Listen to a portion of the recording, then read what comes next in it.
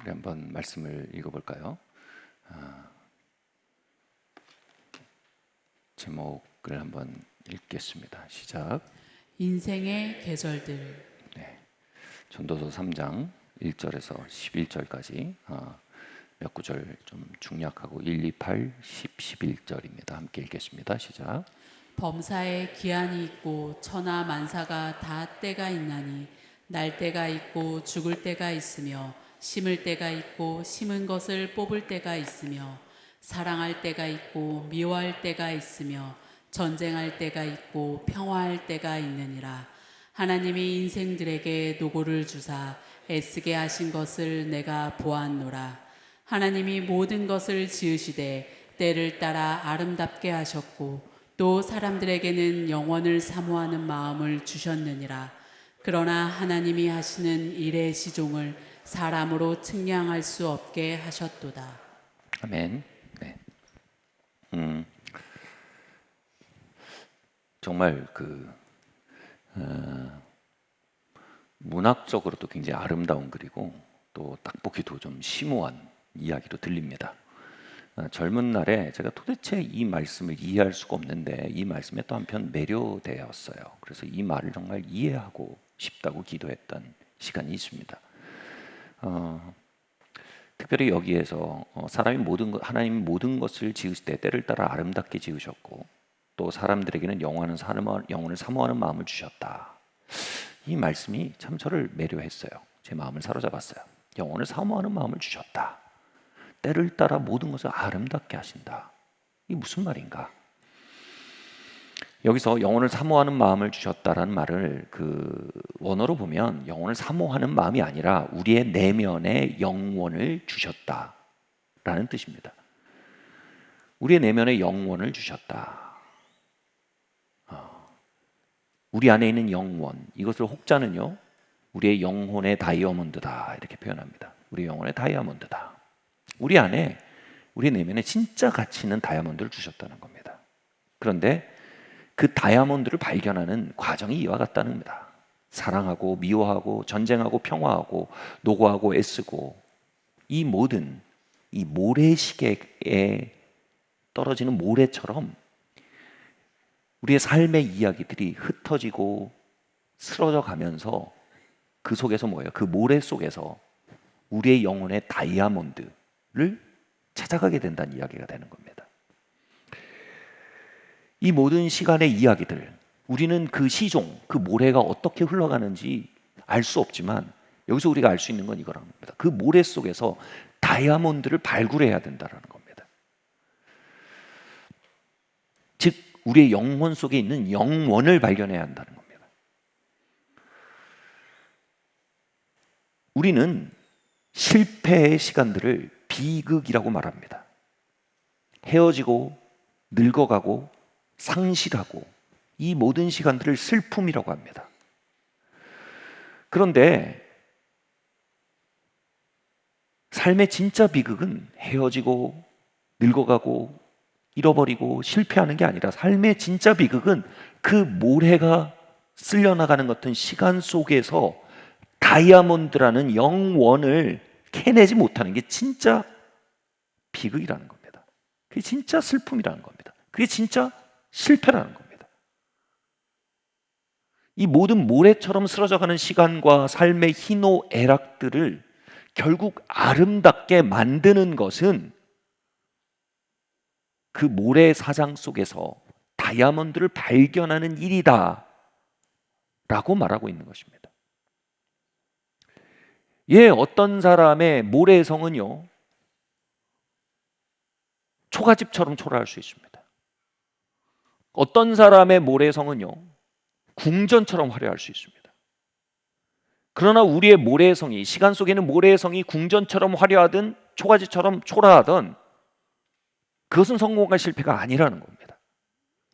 그 모래성 속에서, 그 모래성이 파도에 쓸려 무너져가는 시간들 속에서 그 속에 다이아몬드를 캐내느냐 아니냐가 주제라는 겁니다. 90년대 말 2000년대 초에 제 삶의 모든 것들이 모래처럼 흩어져 가던 때였습니다. 친구도 다 흩어지고 소속됐던 모교회, 저의 작은 세상이었어요. 거기서도 떠나야만 했고, 제가 중산층이라는 사회적 자아도 해체되던 때였어요. 그리고 제 안에 가장 붙들고 있던 모래성이 뭐였냐? 사실 종교였어요, 종교. 여러분, 다이아몬드로서의 기독교가 있고요, 종교로서의 기독교가 있습니다. 여러분, 종교로서의 기독교는요, 가장 딱딱한 껍질을 만듭니다. 저에게 그게 딱딱한 껍질인지도 몰랐어요. 세상에 우리가 하나님이라는 이름으로 우리의 껍질을 만들면 그 하나님이 얼마나 딱딱하겠습니까? 그 껍질이 얼마나 딱딱하겠습니까? 저는 종교라는, 종교적 자아라는 껍질을 엄청 딱딱하게 붙들고 있었던 마지막 그 껍질이 무너지는 과정이 그거였어요. 저는 복음주의 안에서 태어나서 신학교에, 복음주의 신학교에 가고 헌신하고 목회자가 되고 헌신자로서, 사역자로서 내 장로교 통합에 소속된 헌신자 사역자다 라는 그 딱딱한 종교적 자아까지요, 다 해체되던 때였습니다. 이렇게 모래처럼 흩뿌려지는 시간들 속에서 놀랍게도 저는 가장 깊은 방식으로 제 안에 계신 그리스도를 만났습니다. 제 안에 계신 그리스도요. 가톨릭에 계신 분들은 바티칸에 그리스도가 있다고 얘기합니다. 개신교 사람들은 기독교 강요 안에 그리스도가 있다고 말합니다. 그리고 여러분, 예루살렘에 가보면 진짜 약간 웃기기도 합니다. 우프입니다. 예수님이 부활하셨다고 말하는 무덤이 3개예요. 각 교파마다 자기네가 무덤을 찍어갖고 그게 예수님 부활한 무덤이라는 거예요. 그게 뭐냐면, 어떤 사람들은 그리스도가 자신의 교파 안에 있다고 얘기합니다. 어떤 경우는 자신이 소속된 종교단체에 그리스도가 있다고 말합니다. 그런데 성경이 말하는 건, 또 전도서가 말하는 건 뭡니까? 우리의 마음에 다이아몬드가 있답니다. 우리 안에 계신 그리스도요. 다른 건 다 없어져도 내 안에 있는 그리스도만 흔들리지가 않습니다. 제 안에 있던 그리스도를 만나는 시간이었습니다. 저는 더 이상 복음주의, 기독교, 신학교에 있었던 그리스도가 아니라 제 안에 있는 그리스도요. 저의 삶을 중산적으로 끌어올리시고 그것에 살 수 있도록 복을 주신 그리스도가 아니고 제 안에 계신 그리스도요. 저에게 많은 친구를 주시고 많은 사회적인 축복들을 누리게 하셨던 그곳에 일했던 하나님의 손이 아니라 내 안에 계신 그리스도요. 이게 영혼의 다이아몬드예요. 이게 전도서가 말하는 우리 안에 있는 영원이에요. 그리고 그 그리스도와 연결되어 있는 진짜 나를 만나는 겁니다. 여러분, 이 말이 어렵게 들리는 건 이 말이 신비이기 때문입니다. 그러나 여러분이 신비를 안다면 이 말이 어렵지 않습니다. 말이 어려운 게 아닙니다. 경험의 문제입니다. 여러분, 이 신비를 경험하셔야 합니다. 이 신비를 소화하셔야 합니다. 이 신비를 어렵다라 하지 마시고 배고파 하셔야 합니다. 왜냐하면요, 여러분, 그 신비가 없으면 흩어지는 모래와 같은 시간을 사는 우리의 삶은 가장 불쌍한 삶이 됩니다. 그저 하나님이 내 중산층의 삶을 유지해주는 하나님, 그게 안 되면 하나님 없어진 것 같고, 그저 하나님이 내 종교적 자아를 지탱해주는 하나님, 거기에 협조를 안 하시면 하나님 없어진 것 같고, 여러분, 성경이 말하는 냉혹하게 들릴 수도 있는, 그러나 가장 소망찬 얘기는 뭡니까? 이게 다 모래라는 거예요. 다 흩어져 버린다는 겁니다. 제가 언젠가 한 뮤지컬의 가사를 얘기했었죠. 딸을 시집 보내는 엄마가 딸과 함께 시문했던 시간들이, 딸이 다음날 시집 가는데 그 시간들을 보면서 딸을 떠나보내는 마음으로 부르던 노래가 손가락 사이로 빠져나가는 모래처럼이에요. 얼마나 붙들고 싶어요. 그 아이가 자라서 태어나고 어른이 되고 예뻐지고 얼마나 붙들고 싶습니까? 그 시간대. 근데 붙들려고 해봐도 다 모래처럼 손가락 사이로 빠져나간다는 거예요.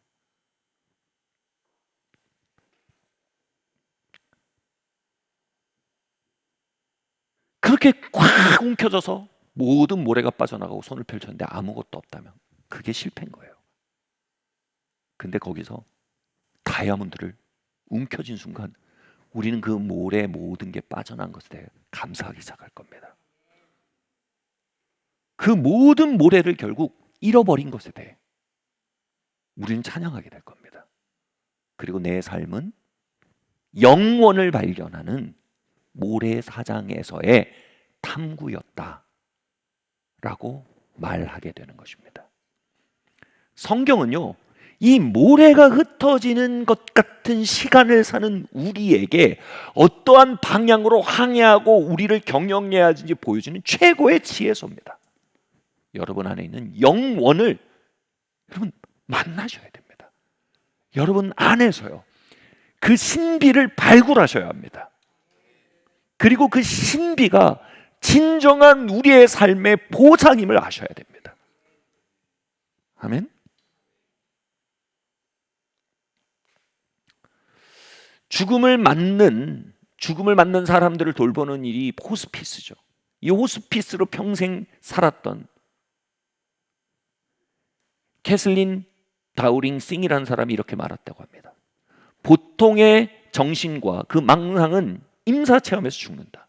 죽음이 가까이 올수록 더 이상 우리 자신의 에고인 것처럼 가장할 수 없게 된다. 죽어가는 과정에서 모든 것이 변형되는 것이다.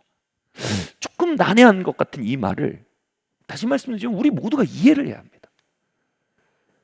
그래야 우리 인생의 항로를 바르게 설정할 수 있어요. 여러분, 모래 속의 이 시간, 모래성의 시간 속을 사는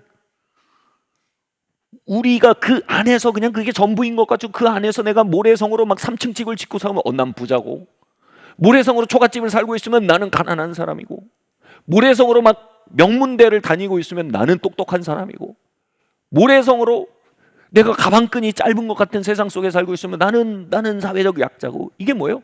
그 모래성과 그 안에 지어진 보통의 정신이에요. 그냥 보통의 정신. 우리가 다 그 보통 그렇게 생각하고 산다는 거예요. 그리고 뭐라고 말해요? 그렇게 보통 그렇게 생각하는 게 망상이래요.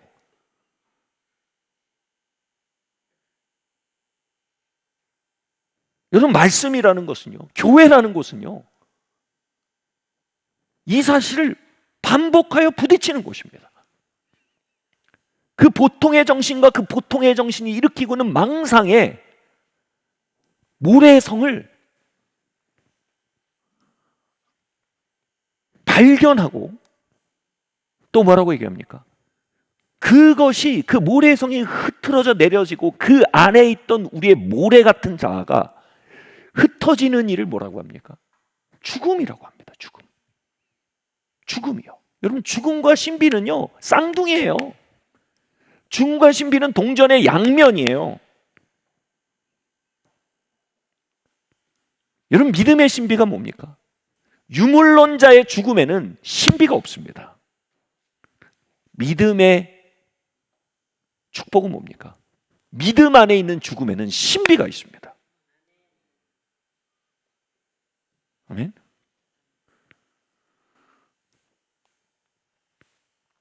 이 호스피스로 오래 살았던 캐슬린이 뭐라고 얘기합니까? 임사체험, 영어로 near death experience입니다. 죽음을 가까이 가는 경험을 하는 사람들 봅니다. 이 죽음이 가까이 갔다고 했지만 실제적으로 물리적으로 죽었던 사람들입니다. 말씀드렸듯이 물리적으로 죽었던 사람들이 수없이, 요즘 현대의학의 발달로 수없이 수십만 명이 죽었다 다시 살아났어요. 이 호스피스를 이러면서 그걸 계속 보는 겁니다.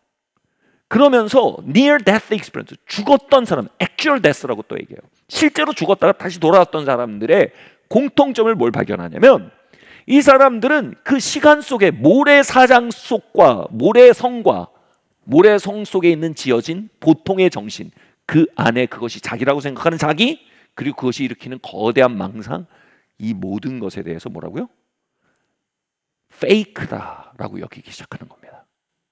이게 자꾸 우리를 속인다. 이게 우리를 자꾸 현혹한다라고 여기기 시작합니다. 그리고 뭐예요? 급진적인 변형이 그들에게 시작되더라 이겁니다. 변화가, 급진적인 변화가 있는 뭐예요? 항로가 바뀌는 거예요, 삶에서. 보통의 정신과 그것이 일으키는 망상, 일루전을 발견하는 경험이 뭐였다고요? Near death experience. 죽음을 경험하는 일이라는 겁니다. 모래 속에서 다이아몬드를 움켜쥔 겁니다.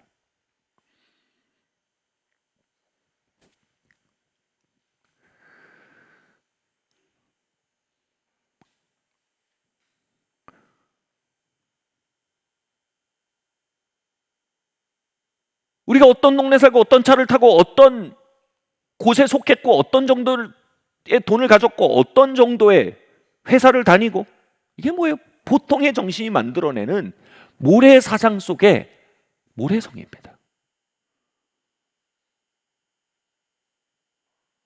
그리고 그 모래사장이 우리 안에 일으키는 생각은 굉장히 자극적이고 압도적인 게 사실입니다, 여러분. 저에게도 그렇습니다. 그러나 뭐예요? 입은 삐뚤어졌어도 말은 바르게 해야 하는 겁니다.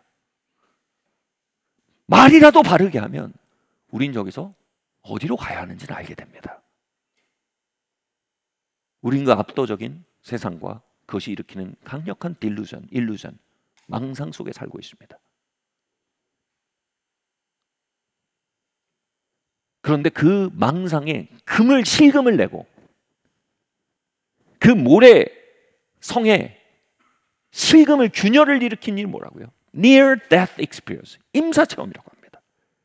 그리고 그 실금난 틈을 통해 무언가를 넘겨다 본 이들은요, 어마어마한 변형의 시간을 통과한다 라고 얘기합니다.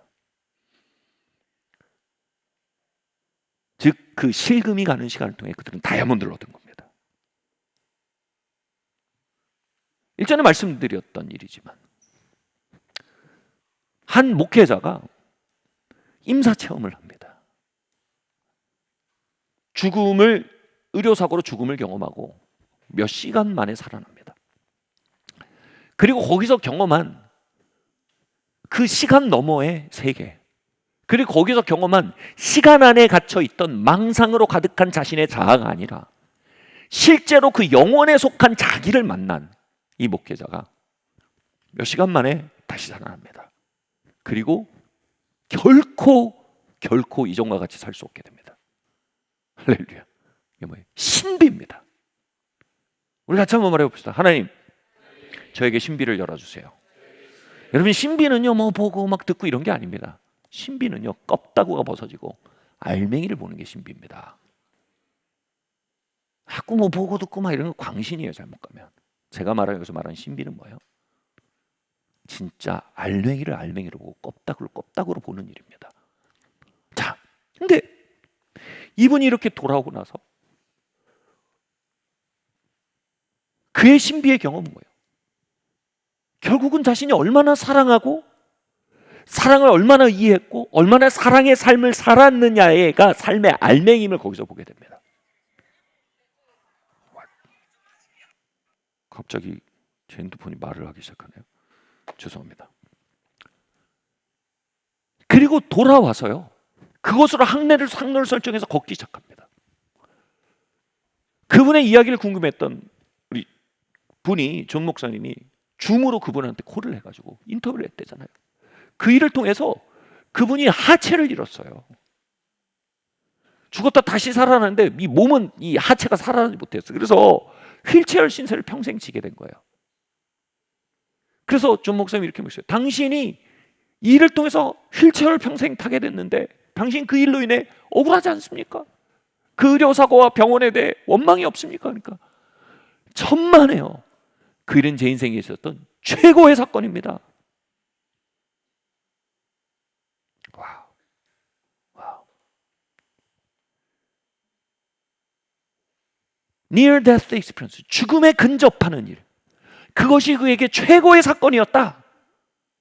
여러분, 이렇게 말할 수 있게 하는 게 바로 신비를 만나는 사람들이 하는 얘기입니다.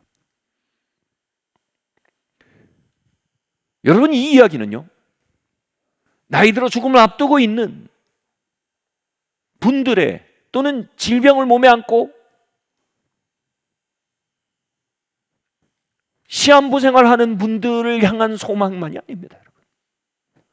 우리 모두는요, near death, 죽음 근처에 가는 경험을 다 합니다.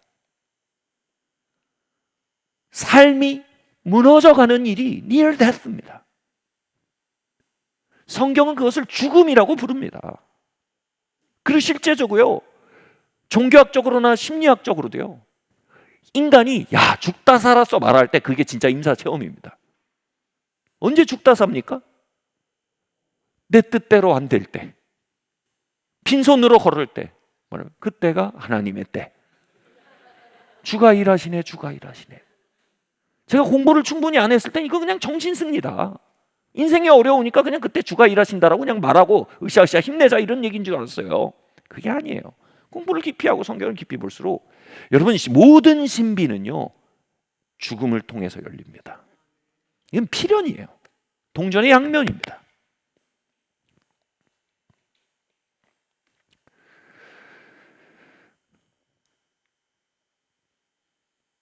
관계가 꺾이고, 건강이 꺾이고, 재물이 꺾이고, 그렇게 어렵게 세웠던 모래성들이 허물어지고, 때로는 우리의 종교적 자아가 꺾이고. 여러분, 이 일은요, 우리 인생의 최고의 순간이 될 수 있습니다. 우리 인생에 엄청난 포텐셜을 가지고 있는 순간들입니다. 근데 잘 들으세요. 이게 포텐셜이에요. 포텐셜이에요. 잠재력이에요. 다른 사람에게 실망하고 나 자신에게 실망하고. 이렇게 이야기하면요, 저도 이번 주에 죽음을 경험했어요. 죽음 근처에 갔어요. 뭐야? 아, 죽 같다. 없으세요? 이번 주에도 죽음을 경험했어요.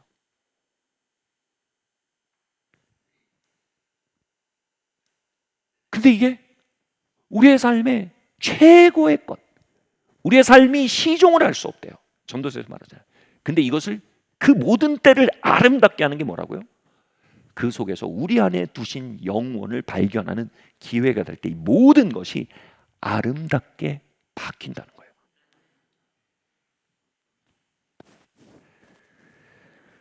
오래전에 하와이의 카와이라는 섬을 갔어요. 이 카와이가 여러분, 사람들이 보통 오아후 섬에만 있고, 많이 가면 이제 그다음 마우이 섬을 가고, 그리고 그다음에 비갈랜드를 가고, 갈 데가 없으면 카와이 섬을 가요. 가장 인기가 없는 섬이에요. 근데 제가 개인적으로 제일 좋아하는 섬이에요. 거기 가면 섬의 80% 70%가 아예 사람이 들어갈 수 없을 정도의 야생입니다. 그 점이 저를 사로잡아요. 그래서 아마 주라기 공원 이런 영화도 여기서 제일 많이 찍은 걸로 알아요. 킹콩 막 이런 것도. 근데 이 카와이 섬, 그 험한 데를 가는 이유가 있어요. 진짜 산 넘고 바다 건너 막 이렇게 모터보트 타고 가고 그렇게 가야 되는 곳이에요. 진짜로. 비행기 2번 타야 되고요. 근데 여기에 가는 이유가 뭐냐면 거기에 나팔리 코스트라는 기가 막힌 곳이 있습니다. 제가 온갖 곳을 다 쑤시고 다녀봤지만 여기는 정말 독보적인 아름다움과 그 태고적인 에너지를 가진 곳이에요. 그래서 제가 우리 그때 오래된 얘기입니다. 10여 년 전에 성도님들과 같이 거기 간 적이 있었어요. 근데 거기 갔는데 그분들은 첫날을 오고 저는 이제 일이 있어서 출장이 있어서 늦게 조인을 했어요. 그래서 제가 첫날 일정을 짜드렸어요. 나팔리 코스트를 꼭 가봐라. 이 사람들이 나팔리 코스를 간 거예요. 또 거기 가는 거, 카와이 섬 가는 것도 힘든데 들어가서 나팔리 코스 가는 것도 힘들어요. 막 차를 꽂고 구석으로 가야 돼요. 갔는데 제가 나중에 듣고 너무너무 답답했어요.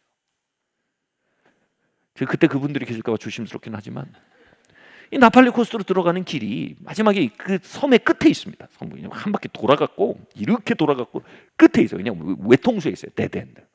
차가 더 이상 못 들어가요. 들어갈 때부터 막 압도적이에요. 도대체 여기 들어가도 되는가 이런 느낌이 들어요. 문명이 없어진 느낌. 들어가면 그렇게 아름답다고 제가 말한 나팔리 코스트에서 올라가는 길이 딱 요만하십니다. 그리고 가팔러요. 그리고 이게 또 문제가 뭐냐면 이렇게 커브가 딱 트는데 그러니까 길의 끝이 안 보여요. 이게 도대체 어디로 인도하는 길인지 안 보여요. 그래서 거기를 이렇게 들어가면 거기 조금 올라가면 돼. 별로 힘들지도 않아요.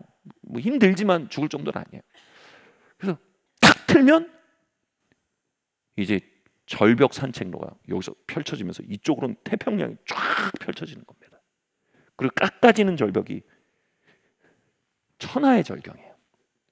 근데 그 진입로가 전혀 그렇게 보이지 않는다는 거죠. 그리고 또 하나의 위험이 뭐냐면 그렇게 이거 올라가면 뭐가 있는 것 같지도 않아요. 아차산 산책로보다 더 볼품 없어요. 네. 근데 문제는 뭐냐면 이 옆에 아주 그럴듯한 해변이 있어요. 또 그럴듯한 게 뭐예요? 그냥 보암직도 하고 먹음직도 하고 그런 해변이 여기 있어요. 이 거기를 가시라고 저는 다음 날인가 다다음 날 가시라고 다음 날인가 다다음 날 왔더니 얘기 들으니까 많은 사람이 이 해변에 앉았다가 왔다는 거예요. 제 마음에 회개하라. 회개하라. 여기 앉았다 왔다는 거예요. 그 나중에 제가 어떻게 했냐면 마지막 날에 시간을 또 다시 냈어요. 그래서 거기 해변에 앉아 계셨던 분들 다시 갔다 오시라고. 여러분 거기까지 하는데 코스트가 엄청납니다. 그죠? 휴가 내야 되죠. 비행기 2번 타야 되죠. 비싼 하와이 물가 참아야죠. 또 차 몰고 거기까지 가야 되죠. 많은 코스트를 해서 거기에 갔어요. 그죠? 근데도요. 그게 모든 게 뭐예요? 그 모든 시간이 아름다워질 수 있는 게 뭐예요? 나팔리 코스트예요. 거기를 잠깐 올라가서 딱 트는 순간 내가 그래서 그 값을 치렀구나. 내가 그래서 그렇게 차를 오래 운전했구나. 내가 그래서 비행기 2번을 탔구나. 그래서 내가 휴가를 내야 했구나. 내가 이 한국에 있는 안락함을 잠시 떠나야 했구나. 그걸 보는 순간 모든 게 아름다워지는 거예요. 그 여정 자체가 다 아름다워지는 거예요. 이 모든 걸 아름답게 하는 게 뭐라고요? 보석을 발견하는 순간이에요. 의료사고가 나고 죽음을 경험했을 때 온 가족이 얼마나 트라우마타이즈했을까요? 본인은 그 순간이 얼마나 압도적이었을까요? 거기서 돌아와서 하반신 불구가 되고 어마어마한 코스트예요. 근데도 뭐라고요? 와, 그 모든 것은 아름답다는 거예요. 뭐예요? 이 모래성에 실금이 가고 그 너머에 있는 영원과 자신 안에 있는, 이게 너무 멋진 거예요. 죽음 너머가 아니라 자신 안에 있는 거예요. 자신 안에 있는 영원을 발견해서 이 모든 게 아름다워진다는 거예요. 아멘? 여러분 이게 신앙이에요. 이게 아니면 종교예요. 그건. 우리가 그게 뭐야? 그런 게 어디 있어? 그럼 여러분 그냥 종교인이에요. 그리고 우와! 그거에 대한 목마름과 그 안에 있는 생명과 그 안에 있는 추구를 만난다면 여러분은 신앙인이에요. 한때 내가 그랬었지. 근데 지금은 뭐 그런 게 뭐 그래 그냥 그냥 예배 드리는 거지 뭐 그냥 그런 거지. 그러면 여러분 종교인 된 거예요. 성령으로 시작했다 육체로 끝나고 있는 거예요. 여러분 우리가 모두 그 아름다움을, 모든 것을 아름답게 하는 영원의 신비가 우리 안에 살아오기를 바랍니다. 지나가는 얘기지만 그 영원의 신비가 우리 안에 살아올 수 있는 유일한 방법이 뭘까요? 여러분 그걸 원하셔야 돼요. 아멘? 여러분 그걸 원하셔야 돼요. 그 방법밖에 없어요. I want it. 제가 지금 앞에서 왜 이렇게 얘기하고 있을까요? 오늘 점심에 저희 어머니랑 식사를 했는데 저희 어머니가 저녁에 얼마나 배가 고프냐고 금요일 밤에 이러면서 그렇게 소리를 지르고 그러는데 얼마나 비었어요. 그게 그냥 소리 지르는 걸로 들으셨군요. 먹던 밥이 얹힐 뻔했어요. 네. 여러분 제가 왜 여기서 소리를 지르고 있어요? 이 한마디를 여러분 하게 만들기 위해서요. 나 그거 원합니다. 나 그거 원합니다. 나는 그 그럴듯한 해변을 원하지 않습니다.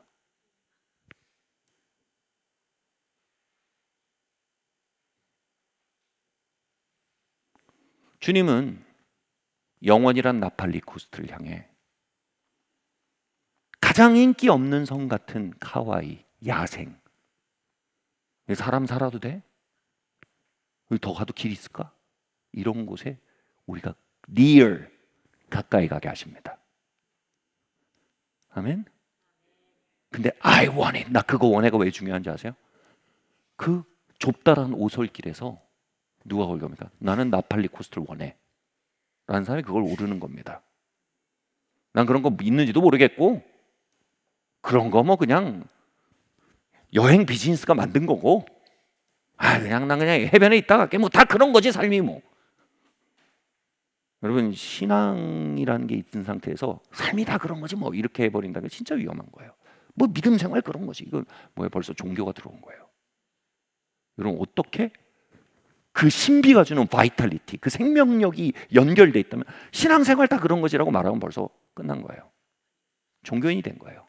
끝났다는 게 기회가 없다는 게 아니라 죽었다는 거예요, 마음이.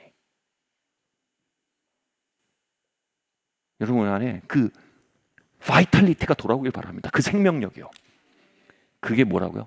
나 그걸 원해요. 나는 그냥 해변에 앉아 있으려고 그냥 나이스한 비치에 앉아 있으려고 거기까지 간 게 아닙니다. 나는 그냥 푸념이나 하고 한탄이나 가려고 카와이까지 간 거 아닙니다. 난 거기서 영원의 찬란함을 보기에 이곳에 있는 것입니다. 아멘?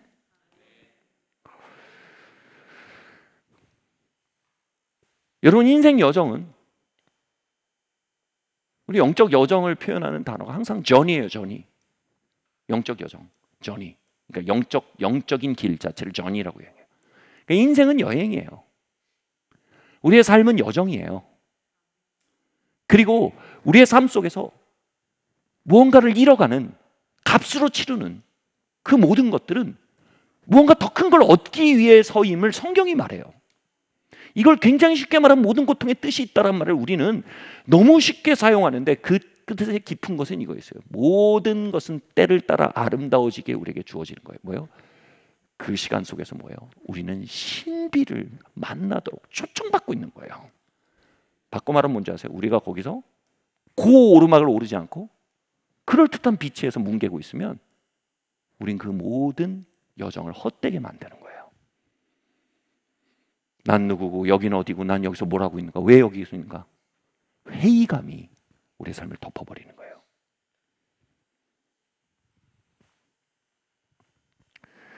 저는 정말 위험한 자리입니다. 다시 말합니다. 이 위험에서 벗어날 수 있는 길이 뭐라고요? 다시 신비에 대한 배고픔을 갖는 겁니다. 난 그걸 원해요. 아멘.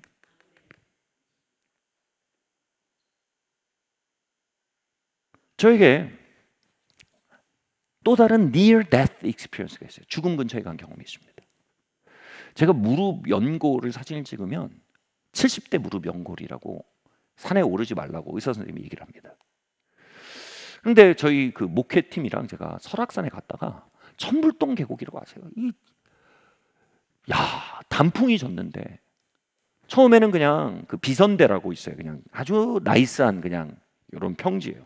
비선대를 이렇게 걷고 우리 거기 가자 그러고 했는데 천불동 계곡 입구 갔는데 단풍이 지니까 이제 매료가 된 거예요. 좀 더 가자, 좀 더 가자, 좀 더 가자. 그러다 어디까지 왔냐면 이 가다 보면 공룡능선이라고 있어요. 공룡능선이 너무 보고 싶은 거예요. 좀 더 가자, 좀 더 가자 하다가 공룡능선까지 가다가 무릎이 나가버렸어요. 문제는 뭐냐면 설악산이 너무 가팔고 거기 가는 길은요 너무 가팔고 아무 그게 없어요. 그러니까 내려오는데 방법이 없어요. 이 무릎이 나간 상태에서 연골이 다른 상태에서 무릎끼리 부딪힐 때는 뭐냐면 칼로 무릎 사이를 계속 찌르는 경험을 합니다. 한번 디딜 때마다 무릎이 한번 나가기 시작하면. 근데 가야 될 길 한 2시간 정도 하산을 해야 되는데 계속 칼로 무릎을 찌르는 경험을 하면서 한 걸음씩 디뎌야 되는데 기가 막힌 거예요. 방법이 없잖아요.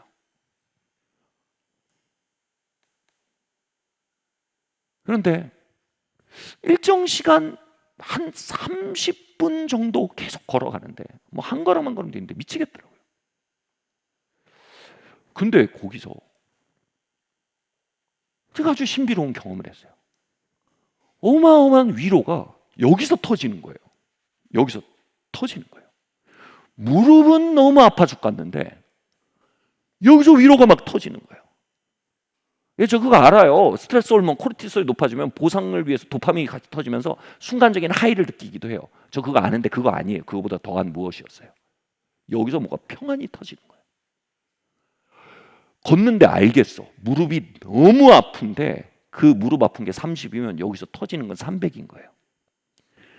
내 영혼은 300을 느끼는데 내 몸은 30을 느끼는 거예요. 흑자가 뭐예요? 흑자가 270이에요. 야, 너무 아픈데 흑자가 나니까 뭐예요? 충만함이 계속되는 거예요. 극한의 고통 속에 극한의 위로가 그곳에 있었다는 사실이 너무 신비로운 거예요. 마치 이런 느낌인 거예요. 하나님이 저를 부축하시는데 제 무릎의 고통을 덜어주시는 방식으로 저를 부축하시는 게 아니라 300의 고통 속에 30의 고통 속에 300의 위로를 터뜨리심으로 제 심령을 부축하시는 거예요. 제 몸을 부축하신 게 아니라 제 영혼을 부축하신 거죠. 뭐예요? 내 안에 있는 영원히 그 깨어짐의 시간 속에 자신을 드러낸 거예요. 더 이상 의지할 자원이 없는 거예요. 이 너무 아프고 그러니까 뭐 다른 게 없어. 뭐 전화해서 누구 오라 그래서 또 아무것도 방법이 없어. 아무것도 의지할 데가 없으니까 제가 진짜로 마지막에 의지하는 게 뭐예요? 내 안에 계신 하나님이에요. 주님 죽겠어요. 주님 죽겠어요 하는데 이게 그냥 입버릇처럼 나오던 말이 아니라 진짜로 주님 죽겠어요. 진짜 주님을 제 안에서 스트레이트 직선으로 부르는 거예요. 주님 죽겠어요. 근데 주님이 그 안에서 자신을 드러내시는 거예요. 꿀 같은 거예요. 그렇게 막 터지는 위로 안에서 걸어가는데 뭐 안 아프다는 거 아니에요. 막 죽을 듯이 아파요 몸은. 근데 죽을 듯이 좋아요. 뭐라고 얘기해야 될지 모르겠어요. 이거를 신비가들이 찬란한 슬픔이래요. 이 말을 이해하셔야 돼요. 찬란한 슬픔. 같이 한번 말해주세요. 찬란한 슬픔.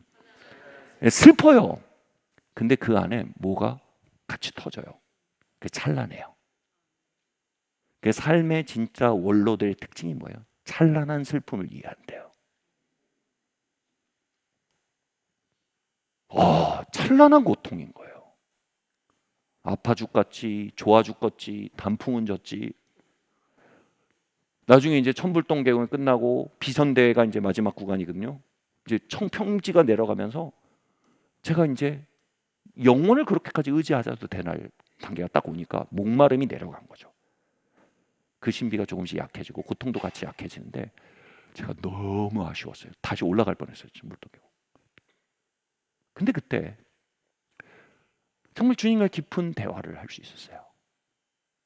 그러시는 것 같은 거예요. 아들아, 이게 복음의 신비다. 복음의 신비다. 내가 인도하는 길을 걷다 보면 죽을 듯이 아플 거다. 근데 그 속에 네 모래성이 허물어지는 것 같은 시간 속에서 그거보다 압도적인 영혼을 만나는 자리임을, 그래서 초청받는 자리임을 네가 신뢰하고 의지하기를 바란다. 그리고 내 아들 예수 그리스도도 내가 그 길로 인도했다는 걸 네가 알기를 바란다.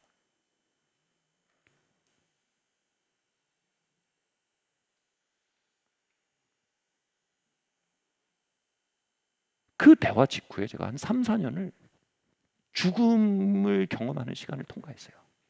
그 대화 직후였어요. 그리고 그 중심에서 터지는 영원의 신비를 끌어안는 시간으로 그 설악산에서의 짧은 경험이 제 마음을 정량했던 거예요. 여러분, 이 말씀 시간을 통해서 여러분의 영혼도 정량되기를 바랍니다. 아멘. 복잡하잖아요, 여러분. 연골 70대 연골로 만들고 또 천불동 가고 또 그래서 올라가고 막 너무 아프고 이 모든 걸 다 만들려면 복잡하잖아요. 그러니까 뭐예요? 그냥 이거 듣고 여기 앉아서 쾌적하게 에어컨 나온 데서 아멘 하고 깊이 받아들이시면 훨씬 더 좋은 거예요, 그죠? 여러분, 거기에 마음이 정향되시길 바랍니다.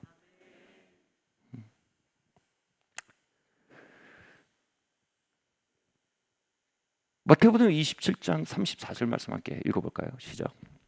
슬개탄 포도주를 예수께 주어 마시게 하려 하였더니 예수께서 맛보시고 마시고자 하지 아니하시더라. 아멘.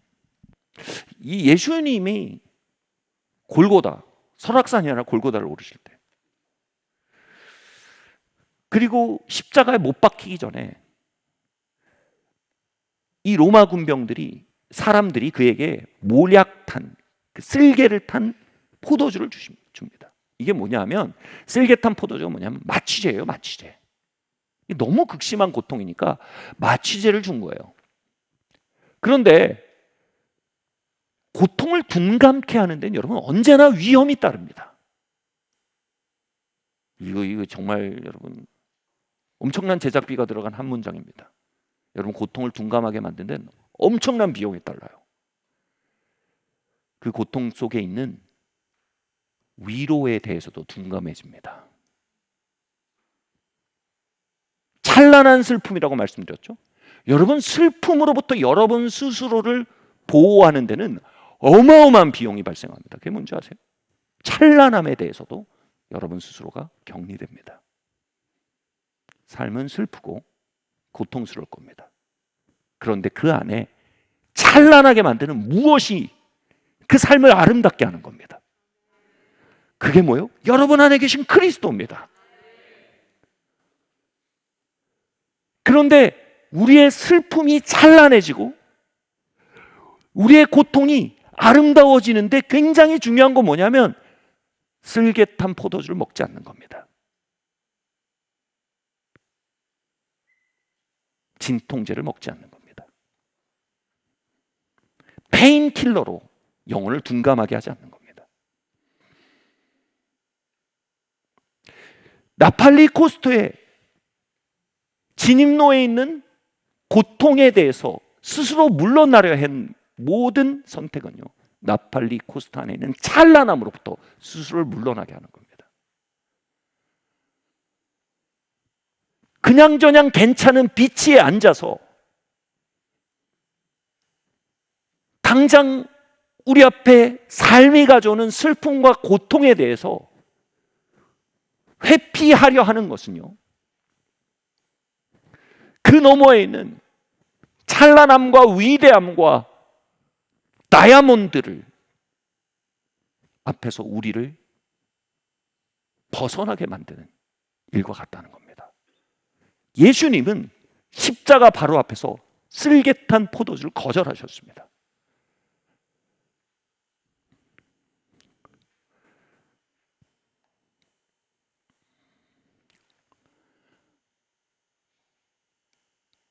오래전에 제가 관계를 피하는 사람의 마음에 대해서 들여다본 일이 있었어요. 어떤 강사님이 그런 얘기를 하더라고요. 모든 사랑은 리스크 테이킹이다. 정말 맞는 얘기예요. 모든 사랑은 리스크 테이킹이에요. 거절받음에 대한 리스크가 사랑 속엔 있습니다. 상처받을 일에 대한 리스크가 사랑 속엔 있습니다. 근본적으로 사랑은 안전하지 않습니다. 그러나 리스크로 인해 사랑하지 않는 건 죽은 겁니다. 다시 말해, 거절과 상처에 대한 두려움 때문에 사랑하지 않는 건 우리의 삶을 유일하게 빛나게 할 수 있는 환희, 그 찬란함인 사랑으로부터 우리를 후퇴하게 하는 것이고, 그건 심리적 자결이라는 겁니다. 다시 말해, 힘들어서 안 살겠다는 겁니다. 여러분, 살아가는 건 위험합니다. 그래도 살아야죠. 사랑하는 건 위험합니다. 그래도 사랑해야죠. 물론 여기서 여러분 너무 중독적인 관계를 지금 생각하신 분들 은혜 받지 않길 바랍니다. 어떤 경우는요, 파괴와 파멸과 미성숙만을 계속 만드는 중독적인 관계들이 있어요. 제가 말하는 건 그걸 말하는 게 아니에요. 모든 사랑의 길은 거절과 상처에 대한 위험이 존재합니다.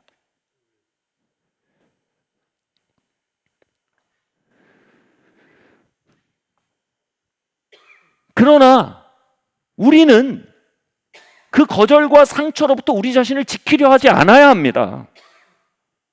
그럼에도 불구하고 그 거절과 상처보다 더 우리를 살아있게 하는 사랑의 능력을 믿어야 합니다. 결국 투자예요, 투자. 여러분, 투자는 위험이 동반돼요.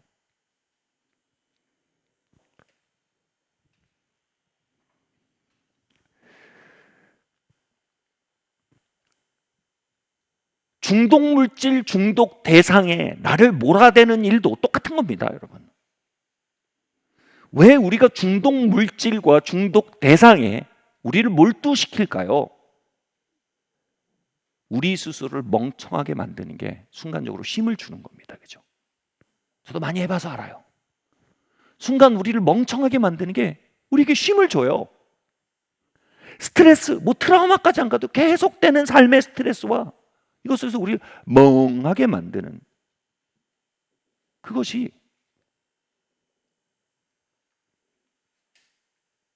고통을 단절시키는 겁니다. 근데 문제는 뭐예요? 중독 물질은 우리를 고통에서 단절시킬 뿐 아니라 고통 속에서 그 고통보다 더 큰 방식으로 우리를 치유하고 성장케 하는 찬란함으로부터도 우리를 단절시킨다는 겁니다. 또 다른 방법이 뭐가 있을까요? 우리의 마음을 돌같이 만드는 거예요.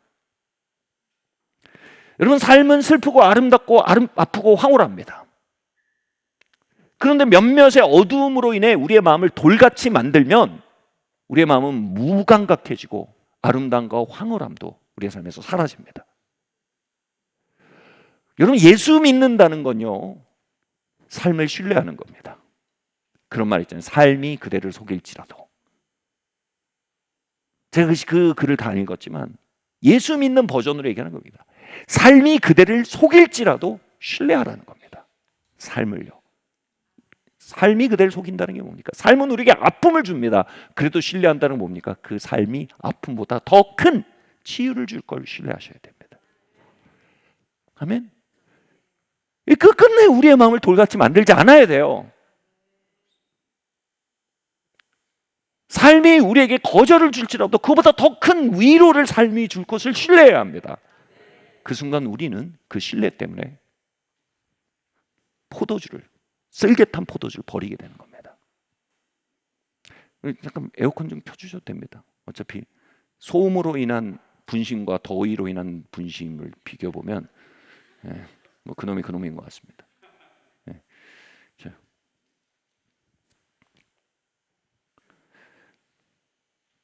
결국 우리가 우리 스스로를 멍청하게 만드는 선택을 해가는 거, 이거는요, 삶에 대한 기본적인 신뢰를 꺾는 것입니다.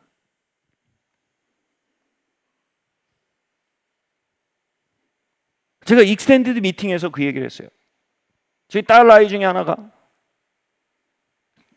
최근에 엄마랑 얘기하면서 그런 얘기를 했다 그랬죠. 어린 시절에 집에 오면 이제 그때 저희가 스트레스가 되게 많을 때였어요. 집안 분위기가 안 좋을 때, 이럴 때 혼자 침대에 누워가지고 그런 생각했다는 거예요. 그 집안 안 좋은 분위기가 마음을 너무 아프게 하니까 혼자 내 마음은 돌이다, 내 마음은 철이다, 내 마음은 돌이다, 내 마음은 철이다. 그러면 안 느껴진대요. 그 삶을 향해서 내 마음은 돌이다, 내 마음은 철이다. 자기도 모르는 새에 마음이 그렇게 길이 나버린 거예요. 근데 대학생이 되고 이렇게 돼 보니까 돌같이 철같이 살아가고 있는 자신의 삶의 선택으로 인한 많은 무감각들의 열매를 보면서 이제 책임을 느끼는 거예요. 이건 하나님이 역사하신 거예요. 그죠? 내가 마음을 돌같이 철같이 살아온 결과물들이 보이며, 엄마, 내가 이제 여기서 걸어 나가야 되는데 어떻게 나가야 될지 모르겠어. 가로 열고 가로 닫고 뭐예요? 날 좀 도와줘, 이겁니다. 여러분, 우리의 마음은요, 한번 정향되면요, 모르는 사이에 계속 자동적으로 그렇게 갑니다. 우리의 마음이 어떻게 정향됐는지, 우리의 삶의 날팔리 코스트 진입로에서 어떠한 방식으로 길이 나 있는지 발견하셔야 됩니다. 아멘? 아멘?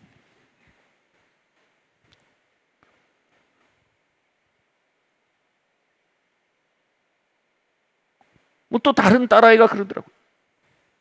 잠시 이제 다른 학교, 외부 학교에 한 1년 정도 다닌 적이 있었대. 근데 애들과의 관계도 막 트러블이 많고 되게 힘들었답니다. 그때 그때 요셉 학교였는데 요셉 학교 출신끼리 모여서 그랬대요. 야, 그냥 냅둬. 우리 집에 가서 오늘 그냥 뮤직비디오나 보자, 뮤직비디오. 그걸 때려 넣으면 막 애들이 막 속색이고 막 이런 것들이 됐어. 그것만 때려 넣으면 되는 거예요, 그냥. 이게 뭐예요? 그 삶이 주고 있는 껄끄러움들을 그냥 뮤직비디오 때려 넣어서 마음의 진통제를 때려 넣음으로 해결한 거예요. 이것도 마음의 정향이에요. 그래서 우리가 near death, 죽음을 가까이 하며 그 너머에 있는 신비를 만나도록 초청받는 자리에서 우리 각자의 정향성이 있단 말이에요, 마음이. 어떤 분들은 돌같이 해버리는 거예요, 돌같이. 내 마음은 돌이다, 철이다. 그러면서 그 안에 있는 최고의 위로와 다이아몬드에 대해서도 둔감해지게 되는 거예요. 두 번째, 어떤 경우는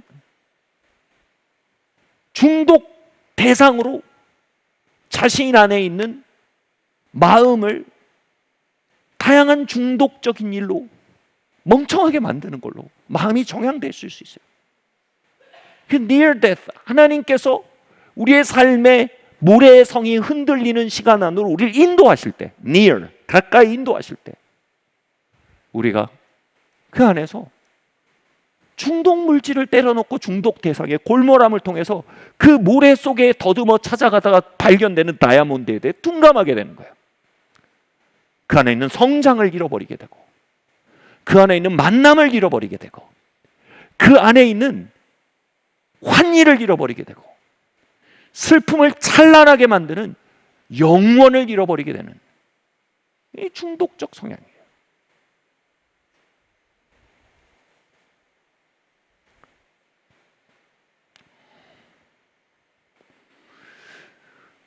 여러분, 우리가 삶의 신비 앞에 어떻게 마음이 정향되어 있는지 발견해야 합니다. 아멘? 그리고 마음을 놓고 구해야 돼요. 주님, 내 마음을 깨워주세요. 여러분, 그 마음이 바로 성경이 깨어있으라고 말한 그 대상입니다. 우리가 잠들었다는 건 단순히 기도하지 않는 게 아닙니다. 우리가 잠들었다는 건 단순히 큐티 안 하는 게 아닙니다. 당연히 기도와 큐티는 깨어있음의 당연한 통로죠. 호흡이죠. 근데 좀 더 큰 몸통이 있다는 겁니다. 우리가 잠들었다는 건 우리의 중심이 중독적으로 우리의 삶에 오는 죽음에 반응하도록 셋업이 돼 있든지, 아니면 회피적으로 그것에 반응하도록 셋업이 돼 있든지, 아니면 그것에서 내 마음은 돌이다, 철이다로 응답하도록 셋업이 돼 있든지, 이게 뭐예요? 우리가 다 치우쳐 제 길로 갔다라는 말씀은요, 바로 우리의 삶의 나팔리 코스트 앞에서 우리의 마음이 어떻게 치우쳐 있는지를 보여주는 말씀입니다.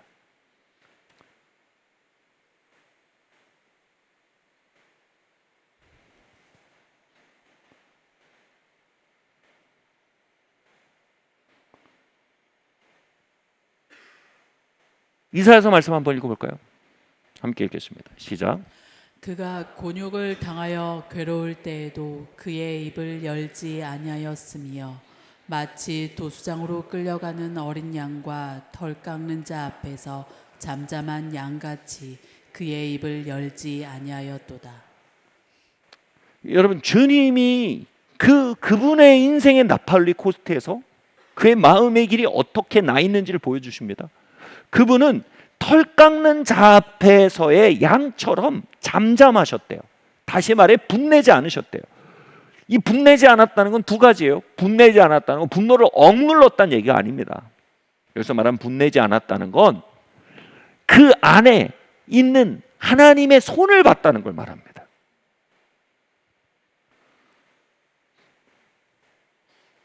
그 다이아몬드, 삶의 다이아몬드를 우리에게 건네고 계신 그 손,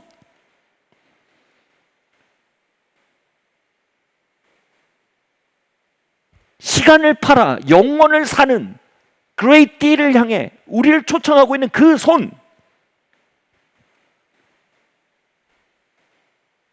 30의 고통에서 300의 위로를 맛보게 하게 초청하시는 그분의 손, 시간 속의 모든 손실을 아름다운 것으로 만들고도 남을 영원의 다이아몬드, 신비의 맛을 우리에게 가르쳐가기 원하시는 그분의 손, 여러분 그 손을 볼 때에 우리는 인생의 나팔리 코스트 앞에서 그 좁고 높은 산길 앞에서 분내지 않고 도망치지 않고 거절하지 않고 중독물질을 때려놓지 않고 그 손을 볼 때 우리는 응답하게 된다는 겁니다. 여러분 응답하시길 바랍니다. 왠지 제가 이 말을 다시 한번 해야 될 것 같아요. 여러분 응답하시길 바랍니다. 응답하십시오. 응답하십시오. 승질 내지 말고 응답하세요. 마음을 돌같이 하지 말고 응답하세요.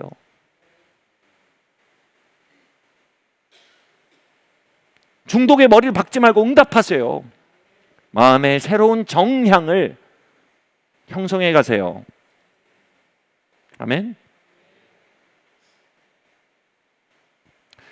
2020년도에 제가 이 수산 박사님이랑 같이 일주일에 한 번씩 만나면서 삶의 고통을 어떻게 핸들링해야 될지에 대해서 배워가는 시간이었어요.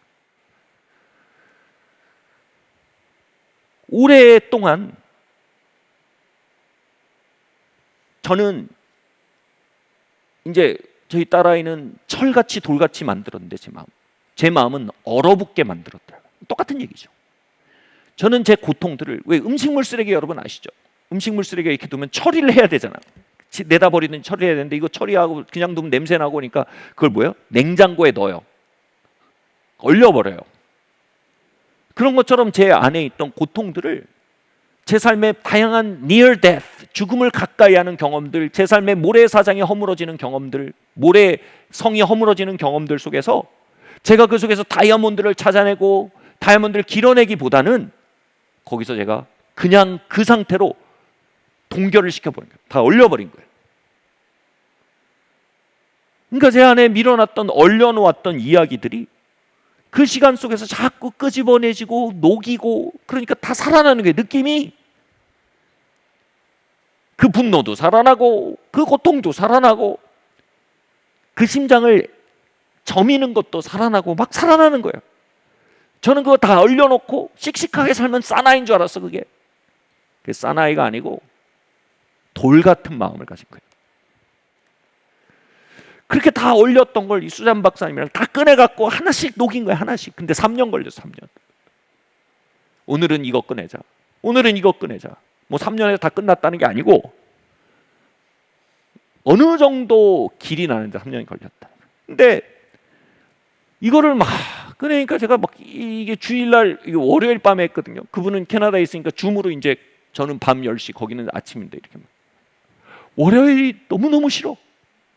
오늘 또 냉장고 뭘 꺼내는 게 너무 싫은 거예요. 내가 그렇게 많이 얼렸다는 사실을 만나는 것도 싫어.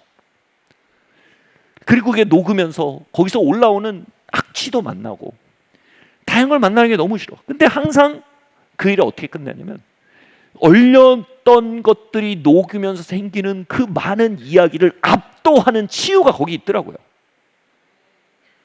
다시 말해 뭐예요? 저는 그 이야기를 얼려버리면서 그 치유도 얼려버린 거예요. 같이. 위로도 같이 얼려버리고 그 안에 있는 성장도 올려버린 거예요.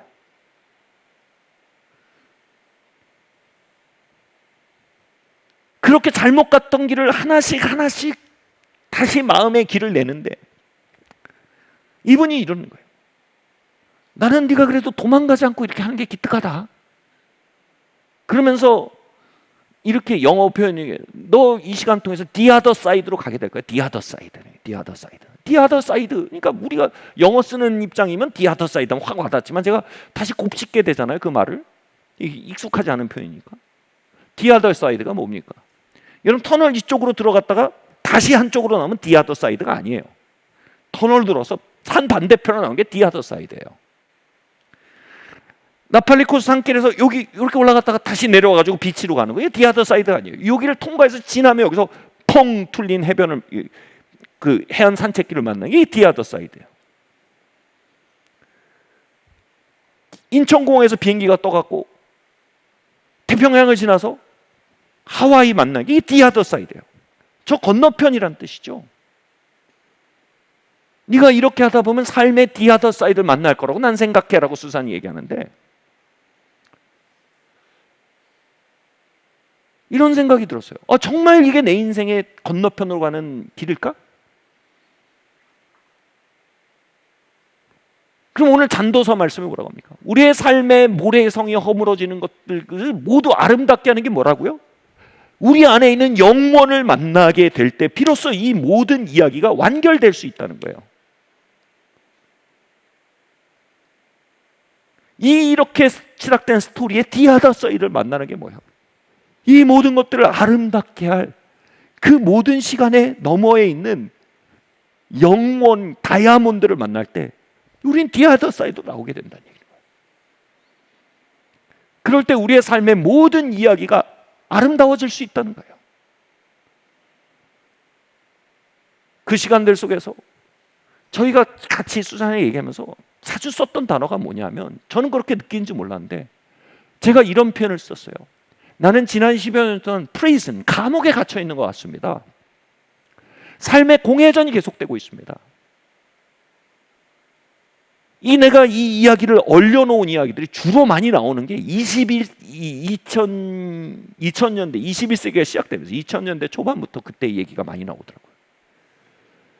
그때부터 제가 자꾸 동결을 시켰는데 이야기를 꺼내놓고 녹이면서 보인 게 뭐냐면 저도 모르게 제가 보니까 이때부터 제 삶이 마치 어떤 구간에 갇혀서 앞으로 나아가지 못하는 감옥에 갇힌 기간처럼 보여지고 있는 거예요.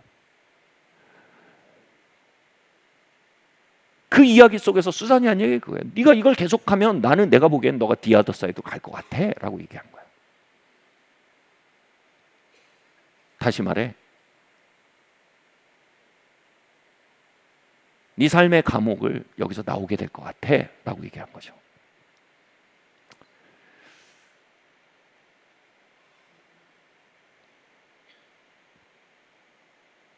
그렇게 동결시켰던 거절을 분노로 풀지 않고 위로로 푸는 법을 배워가고 동결시켰던 두려움을 회피로 풀지 않고 하나님의 의지함으로 푸는 걸 배워가고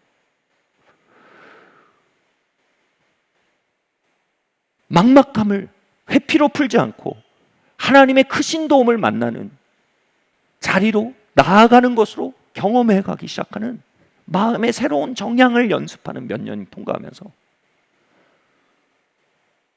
밖에도 감옥에 같이 있었죠. 그때 코로나가 2020년부터 터졌으니까. 말 그대로 저의 삶과 가정과 사역의 the other side, 반대편을 만나가는 것을 경험했어요.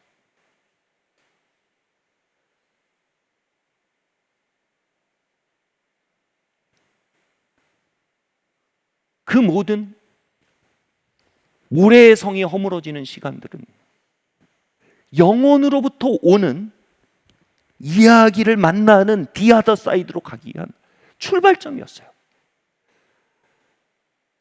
근데 저는 그 진입에서 얼어붙는 마음과 분노와 회피와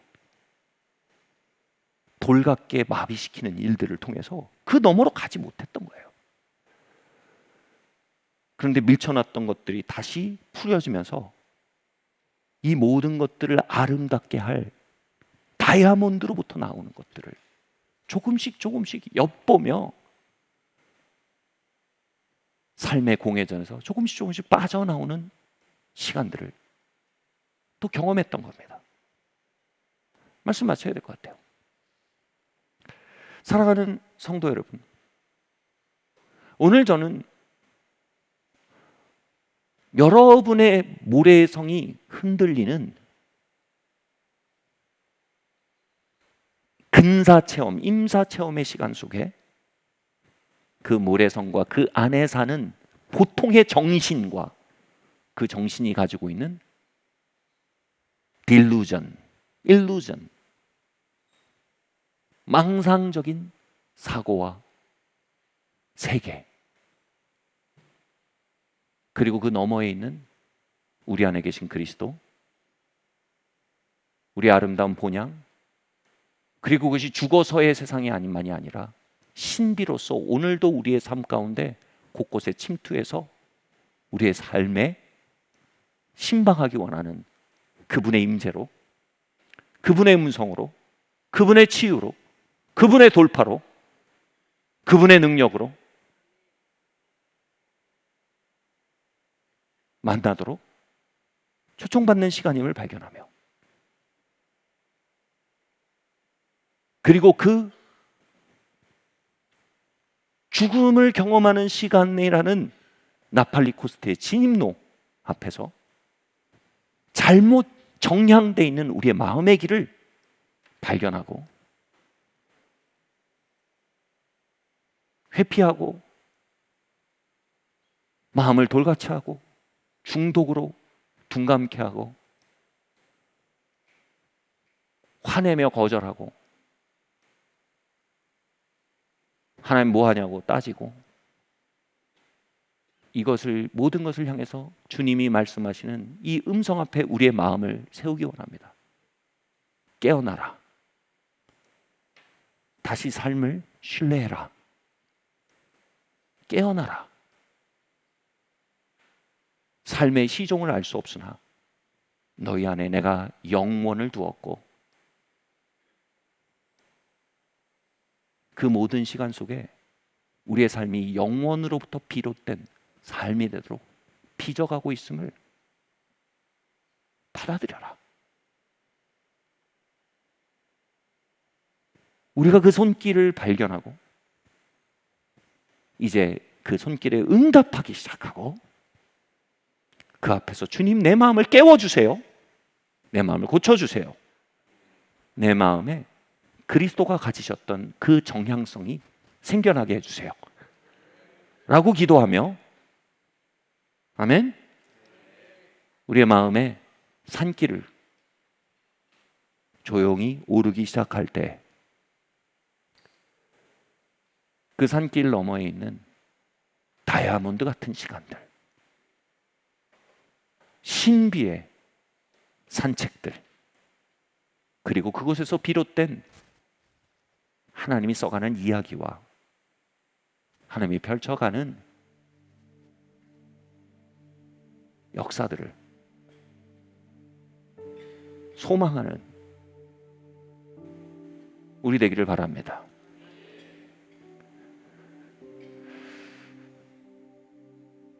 나는 그걸 원합니다. 여러분, 그게 예배입니다. 어느 순간 그런 게 어디 있어? 그거보다 그냥 테레비나 때려보는 게 낫겠어. 그럼 예배보다는 테레비를 보고 싶을 겁니다. 그런 게 어디 있어? 그냥 나는 돌 같은 마음을 하고 그냥 마음에 내 영혼을 꺼버리고 그냥 영혼을 셧다운 해버릴 거야. 그러면서 우리 하나님 앞에 더 이상 서지 않게 됩니다. 그러나 우리의 예배, 우리의 기도, 우리의 응답은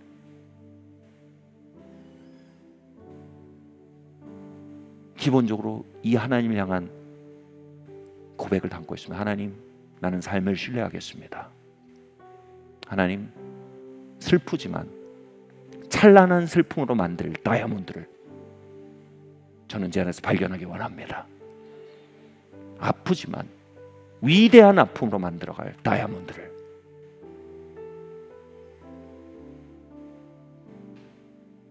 제 삶에서 발굴하기 원합니다. 그리고 저도 그렇게 말해줄 수 있는 어른이 되고 싶습니다. 얘들아, 그 산길을 조용히 오르거라.